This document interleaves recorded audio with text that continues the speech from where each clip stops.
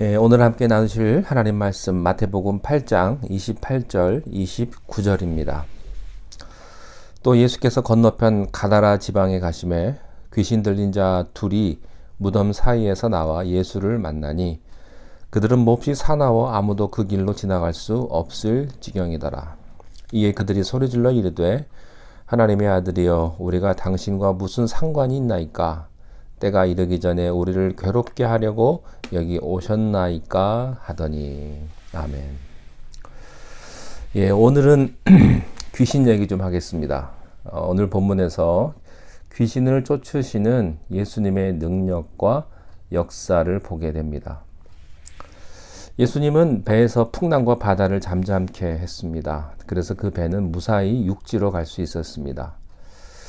가다라 지방에 도착을 했습니다. 마가복음에는 거기를 거라사 지방이라고 이야기를 했는데 이것이 그 유명한 거라사 귀신에 관한 이야기입니다. 그런데 거기 도착을 하자마자 귀신 들린 두 사람을 만나게 됩니다. 예수님께서 산에서 내려오셔서 처음에 문둥병자를 고치셨죠. 나병 환자. 두 번째는 백부장을 보시고 그의 하인인 중풍병자를 고쳐주셨습니다. 세 번째는 베드로의 장모의 열병을 고쳐주셨고요. 그리고 예수님은 제자가 되려고 했던 그 두 사람을 만나서 제자의 자격에 대한 말씀을 해주셨습니다. 그리고 배에서 풍랑과 바람을 잠잠케 하셨고, 그리고 오늘 이 귀신을 만난 사람, 귀신 들린 사람을 만나게 됩니다. 여기서 생각해야 될 주제가요, 귀신 들린 자라는 말입니다. 귀신 들린 자라는 말이 무엇입니까? 나병 환자, 중풍병, 열병, 이 모든 것들은 걸렸다 그러면 쉽게 이해합니다. 암에 걸렸다. 그러면 쉽게 이해해요. 폭풍과 바람, 우리가 이것도 쉽게 이해하는 개념입니다. 그런데 귀신 들렸다라는 말은요, 전설의 고향에서나 우리가 볼 수 있는 참 이해할 것도 같고 또 이해하지도 하지 못할 것도 같은 그런 이야기입니다. 정신과에서도 신앙이 없는 의사는요, 귀신 들린 것을 정확하게 규명하기가 어려워합니다. 왜 그러면 이 귀신 들린 개념이 우리에게 잘 전달이 되지 않을까요? 간단합니다.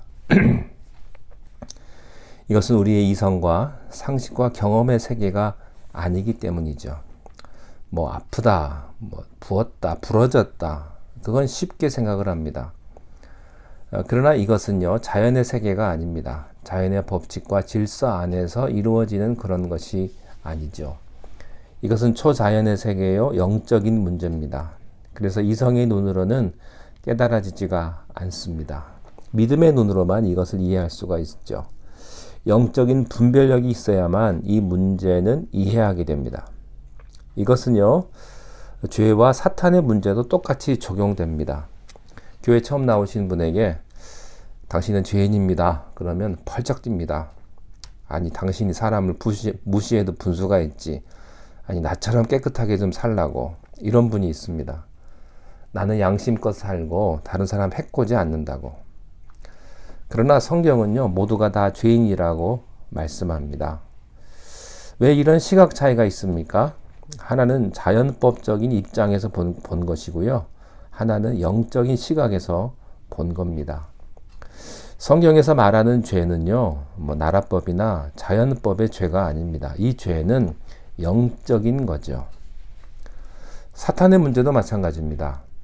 대부분의 현대의 무신론자들은 하나님을 인정하지 않기 때문에 사탄과 귀신의 종노릇을 하고 있으면서도 이런 영적인 일에는 아주 무지하는 것을 볼 수가 있습니다.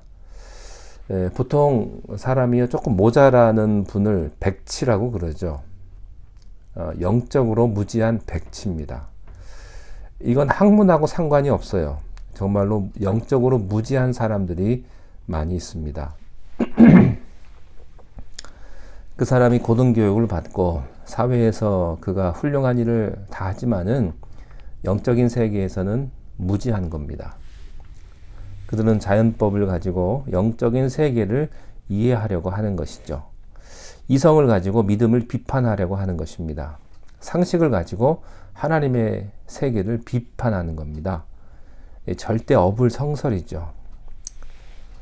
가끔 교회 오는 분들 보면요, 아무리 세상적으로 훌륭해도 제가 보기에는 영적으로 어린아이 중에 어린아이 같은 분이 있습니다. 아주 엉뚱한 소리만 골라 합니다. 그게 사회적으로는 똑똑한 소리요, 세상적으로는 똑똑한 소리도요, 영적인 세계에서는 전혀 다른 얘기를 할 수 있다는 겁니다. 예수님께서 니고데모에게 거듭나지 아니하면 천국에 갈 수 없다고 말씀을 하셨죠. 그러니까 니고데모가 그러면 어머니 뱃속에 들어가야 합니까? 예수님이 내가 이스라엘 선생이면서 그것도 모르느냐? 이렇게 말씀하셨어요. 영으로 난 사람만이 영을 이해한다고 그랬습니다. 육은 영을 이해하지 못합니다. 여러분, 사람들이요, 한평생 살다가 죽으면 끝이라고 말합니다. 그것은 영을 이해하지 못한 사람들이에요. 영원한 세계를 이해하지 못한 사람들입니다. 귀신 들렸다는 말은 정신병이 아닙니다. 그건 다른 것입니다. 다른 악한 영이 나의 인격 속에 들어와서 나를 지배하고 있는 병이에요.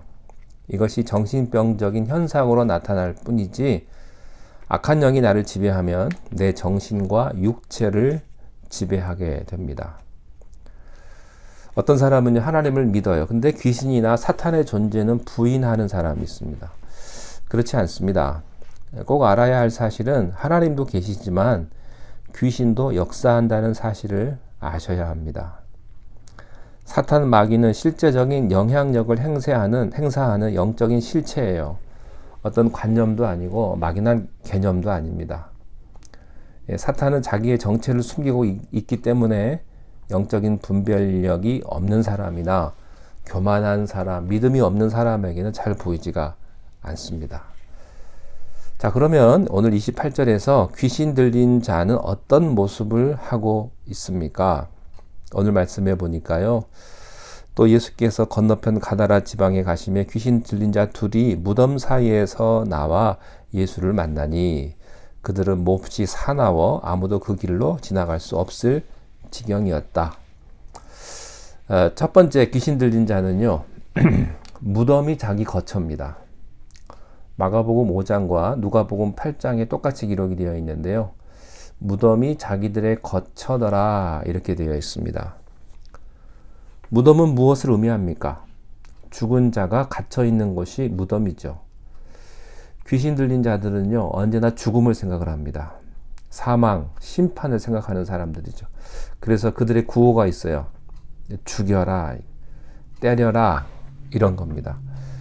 이것이 귀신 들린 사람 영향권에 있는 사람들은요, 다른 사람을 죽이든지 자기 자신을 죽이든지 그렇습니다. 귀신 들린 자는 간단합니다. 남을 죽이고 미워하고 파괴하든지, 이것이 안 되면 매일 자살을 꿈꾸든지 그런 거예요. 그래서 우리가 조심해야 될 말이 있습니다. 여러분 잘 아시죠? 죽겠네, 이런 말 안 하시는 게 좋습니다. 자, 두 번째 이 귀신의 특징은요, 28절에 보니까 저희는 몹시 사나워 이렇게 되어 있습니다. 그들은 몹시 사나워. 귀신은 사납습니다. 성격이 아주 거칩니다. 무례합니다. 마가복음과 누가복음에서는요, 귀신 들린 자의 모습을 조금 더 자세하게 설명을 하고 있는데, 마가복음 5장 3절에 보면 그 사람은 무덤 사이에 거처하는데 이제는 아무나 쇠사슬로도 맬 수 없게 되었으니 이는 여러 번 고랑과 쇠사슬에 매었어도 쇠사슬을 끊고 고랑을 깨뜨렸음이로라. 그리고 아무도 저를 제어할 힘이 없는지라. 밤낮 무덤 사이에서나 산에서나 늘 소리 지르며 돌로 제 몸을 상하고 있었더라. 또 누가복음 8장에 보면요, 다른 얘기가 있는데, 이 사람은 오래 옷을 입지 아니하며 집에 거하지도 아니하고 무덤 사이에 거하는 자라. 이 세 복음서를 종합해 보면요, 귀신 들린 자의 모습이 8가지로 정리가 됩니다. 첫째는 아주 싸납습니다. 성격이 아주 거칠고 싸나워요. 성격이 싸나우신 분들 조심하셔야 합니다. 두 번째, 그들은 제어할 수가 없습니다. 미친 사람 같습니다. 통제가 불가능합니다. 세 번째는요, 쇠사슬과 고리를 끊을 만한 어떤 힘이 있습니다. 실제 귀신 들리는 사람 보면요, 굉장합니다. 장정 3시부터도요, 여자 한 명을 감당을 못해요. 네 번째, 어디서나 늘 소리를 지르고 돌아다닙니다. 다섯 번째, 무덤 사이를 방황하고 배회합니다. 여섯 번째, 돌로 제 몸을 상하게 합니다. 그냥 다치게 하고 찢고, 이게 귀신 들린 사람들의 모습이에요. 일곱 번째, 옷을 오랫동안 입지 않고 다닌다. 옷을 잘 바꿔 입지도 않고 더러운 옷을 입고 다닙니다. 여러분 중에 옷 잘 바꿔 입지 않는 분 계시면 회개하시고 깨끗한 옷으로 갈아입으시기 바랍니다.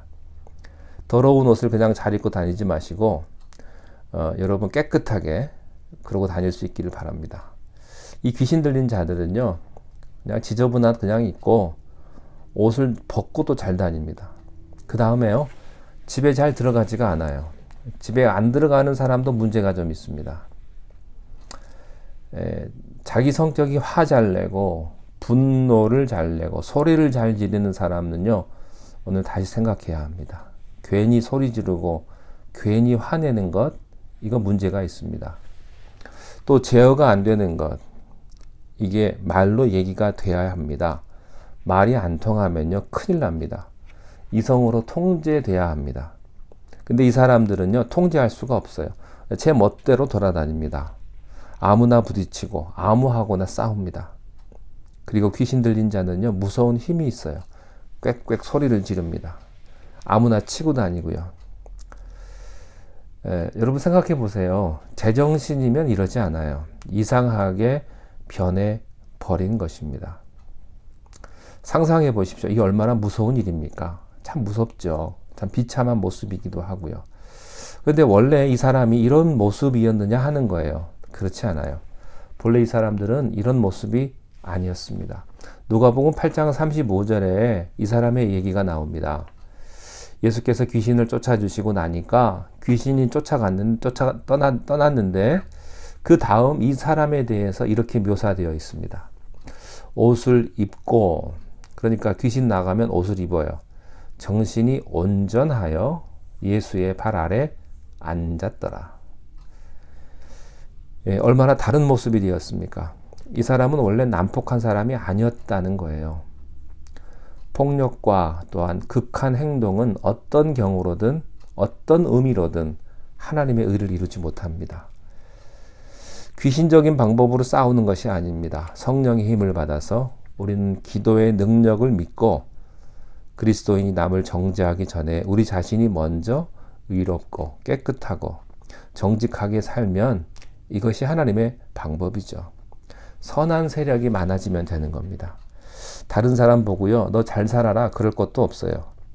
내가 의롭고 깨끗하게 사는 것이 제일 중요한 첫걸음입니다. 귀신 들린 자들이 싫어하는 분이 누군지 아십니까? 예수님이십니다. 29절에 보니까 이에 그들이 소리질러 이르되 하나님의 아들이여 우리가 당신과 무슨 상관이 있나이까? 때가 이르기 전에 우리를 괴롭게 하려고 여기 오셨나이까? 네, 이렇게 외친 걸 보면요, 분명히 귀신 들린 자들은 예수님을 싫어했습니다. 왜요? 간단합니다.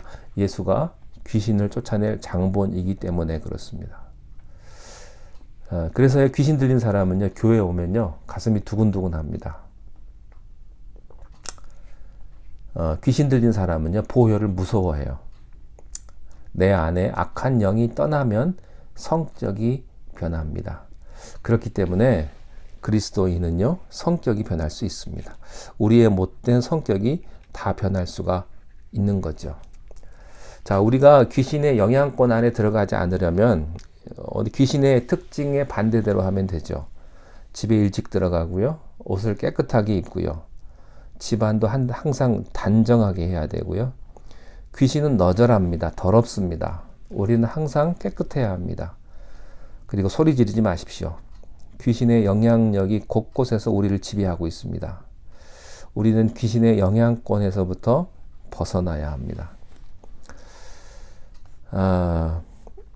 또 하나, 일찍 자고 일찍 일어나야 합니다. 밤 늦게 주무시고 아침에 늦게까지 주무시는 분 문제 있습니다.